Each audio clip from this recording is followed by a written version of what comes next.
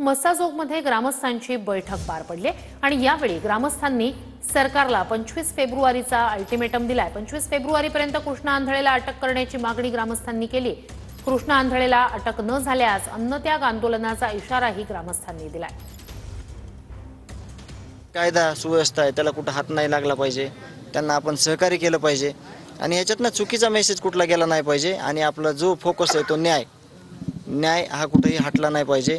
आरोपीला फाशी झाली पाहिजे आणि आरोपीला फाशी झाल्याशिवाय आज गावकऱ्यांनी सांगितलं की कुणीही थोडंही मागे सरकणार नाही आणि ती भूमिका आमची कायम राहणार आहे। कालपासून थोडं वाईट वाटायले की काही राजकीय लोकांचे नाव गावकऱ्यांच्या हात तोंडात यायलेत, मला पण वाटायलेत, पण आमचा उद्देश राजकीय कुठलाच नाही, आम्हाला फक्त न्याय पाहिजे। पण ज्या काही गोष्टी आता 2 दिवसात तुम्ही बघितल्या त्यावर मला एका मिनिटात मी तुम्हाला सांगतो की त्या लोकांनी हे सगळं कसं माजवलेलं आहे खाली ग्राउंड, थोडं जरी लक्ष दिलं असतं तरी ह्या गोष्टी घडल्या नसत्या।